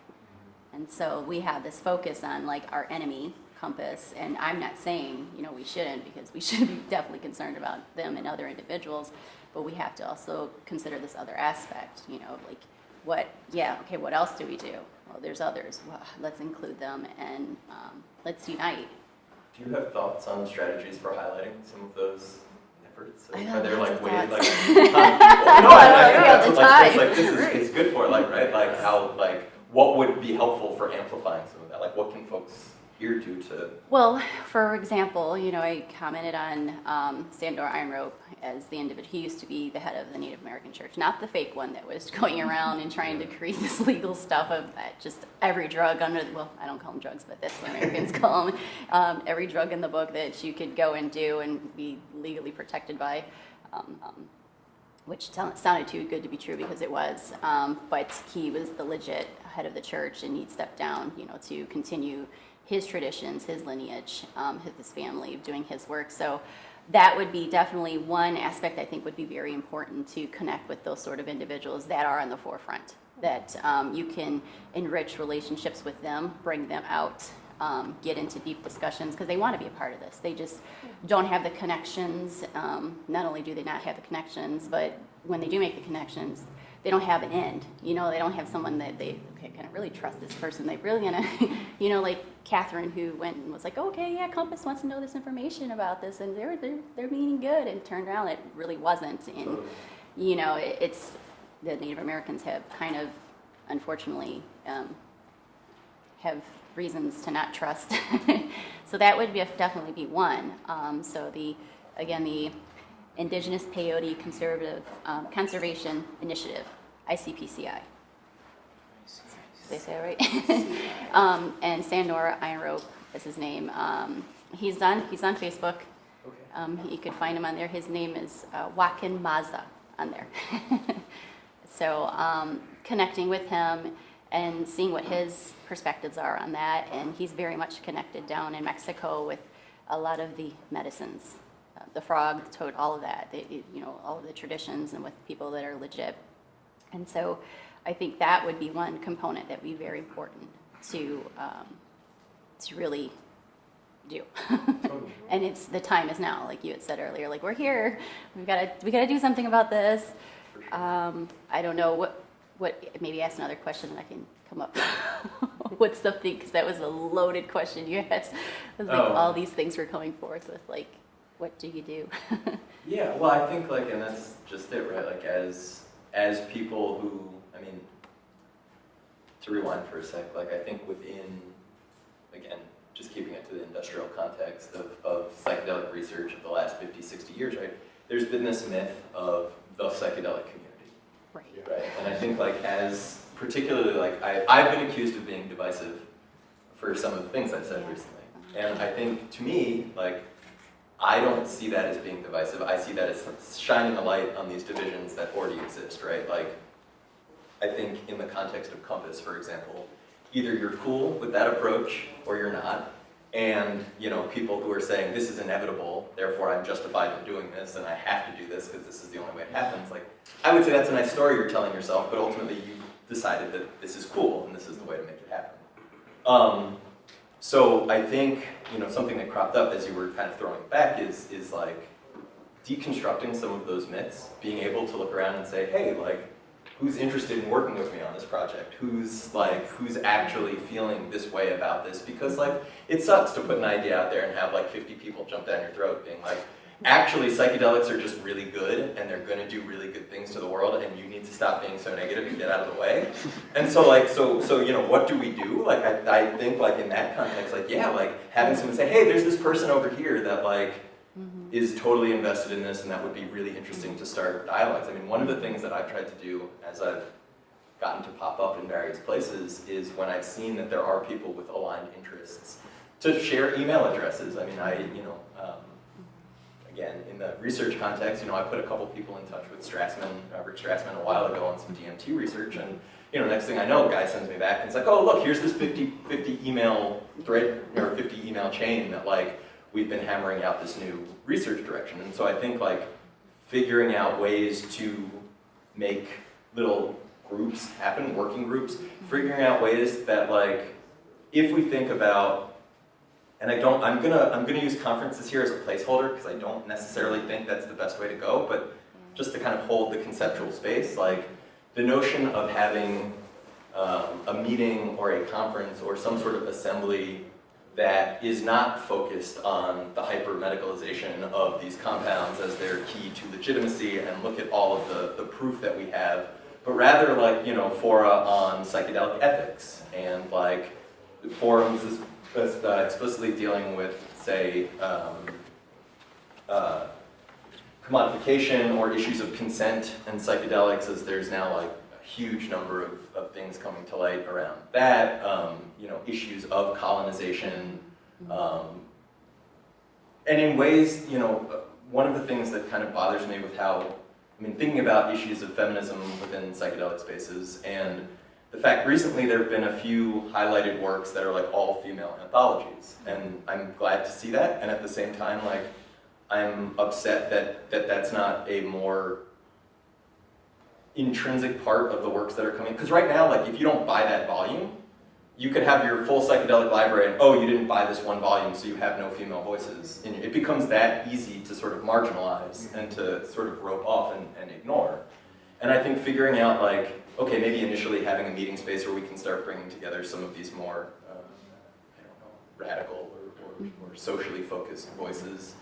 And then figuring out, like, okay, how do we disseminate that more broadly, right? Like, I don't necessarily have an answer for, I mean, part of the reason I'm here at this moment in time is because, like, as I was looking around psychedelic spaces, you know, 6-7 years ago, when I was first getting invited to share phytochemical research, to me it was like all the interesting conversations are happening on the margins. Like, when I go off in between conference sessions, you know, there are psychedelic elders who are totally happy to talk about, like, what's up with Halperngate? Why is Matt school with snitches? Why, like, you know, like all of the real, like, interesting, divisive issues, people are willing to talk about them, but nobody was getting up and saying, hey, let's talk about it. And so when somebody gave me the opportunity at Boom Festival in 2014 to, like, get on stage and, like, say whatever, you know, I was like, okay, great, let's start, and people are really receptive to it. People want to have those conversations more broadly.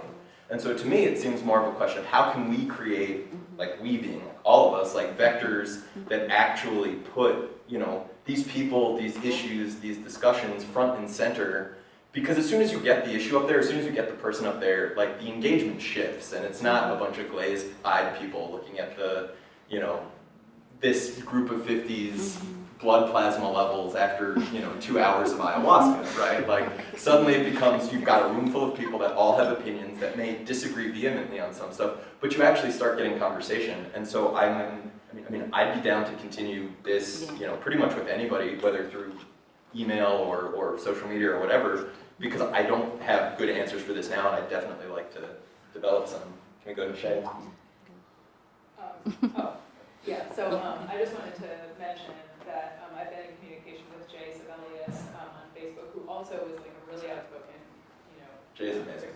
Yeah, and you know, for inclusion of women and addressing issues of sexism within, you know, kind of the psychedelic community and inclusion of LGBTQ and awareness and a lot of emphasis on Indigenous preservation and, you know, kind of decolonizing and also keeping the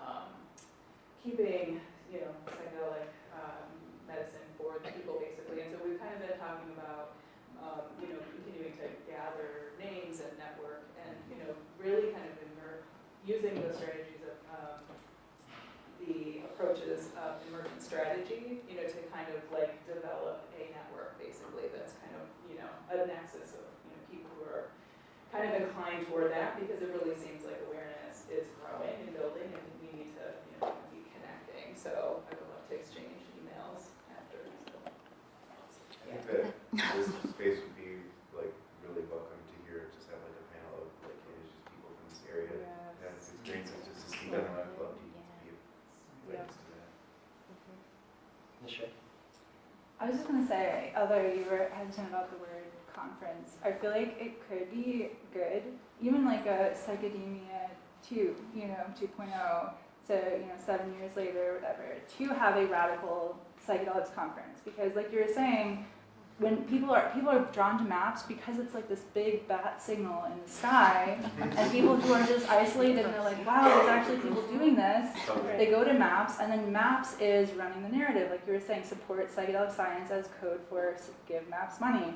And it's problematic for so many reasons, because when I present at MAPS conferences, I'm very much a second-class citizen as a humanist, as someone who works with ideas and words and culture and deconstructing ideology. And to have a conference that's focused on these questions, where you're not lesser than the scientists, and also like MAPS has now, I would say like tokenized Indigenous panels that are very much whitewashed, that are bringing people in to support the idea that MAPS is on the right path. All these experiences are great. This is our way of healing the problems of the past with Indigenous communities. All we have to do is spread the word of psychedelics. Like that is, for a lot of people's perspectives, the narrative, because that's what they see at these conferences. So having, I think there's already, in terms of mailing lists, I think Symposia is doing really great work, and they're very open to people coming on board and adding voices and not really controlling the narratives that are out there. So as far as that goes, that's a good vehicle. But I feel like a conference, a radical conference, wouldn't actually be a bad idea. Totally. And actually, when you said that, it reminded me of something else in this vein. Like the University of Connecticut research team that was focusing on racial trauma just lost the person who had the Schedule I license left, right? So now, and there hasn't been any comment on what's going to happen now with diversity research. And that sort of reflects, to my mind, even a more significant version of what's going on with some of the anthologies, where great, you lost your one diversity study rather than having diversity, sort of imbued throughout. And so now that's just gone, and there's no real indication. And meanwhile, OK Player still has an article up that's highlighting the fact that this research is going on, and it just feels it's tough that they had this narrative was rolled out. Now it's gone. The narrative is still up, but the actual work isn't. And so I've been talking with people both about setting up a radical psychedelic listserv that was going to be explicitly and unapologetically you could say exclusive based on the fact that it doesn't really the goal would be to have people that are mostly already on board with some of that ideology and background, so as you don't have to explain the same things over and over. Obviously, it would be open to folks who are interested in sort of learning or having that level of engagement, not so much the tone police folks who are saying this is not the way this should be handled. They more than welcome to have their own space for that. And I've been talking with some folks about trying to set up an ethics conference. I think it would also be, and I'd be happy to talk with you at length. I know it takes a ton of resources to make a conference happen, and particularly if we're talking about a conference that's trying to reach out to marginalized voices and to oppressed people and to folks that it would be really important to me if we were going to have a physical meeting place for this, that we're not doing the thing of pay your own way, cover your room and board. Oh, and by the way, we can't really offer you anything. Well, I'm at Case now, Case Western, and I'm in a bioethics department, and they have a massive social justice institute. And the bioethics department is very much about, intercultural kind of views on medicine, and really, I would, it goes towards the radicals. Why they hired me? Sure. Yeah. So I feel like that there's a potential for there. But I think there are resources and there are people, and there's a thirst for these kinds of conversations. So I think just as with when Psychedemia happened, I barely got the ball rolling, and people appeared out of the woodwork. Like, it was something that just, it was time for it to happen. It was something that kind of the universe put together. And I feel like a similar thing here where people really want this information. They want to share, they want to come together, not under the rubric of blood pressure and, you know, capitalism. And so I think, you know, I just think it wouldn't actually be that hard to do. Cool. Well, let's talk more for sure. Okay, so we're just about at the end of our time. I want to thank everybody for coming out. Thank you, Dave, for.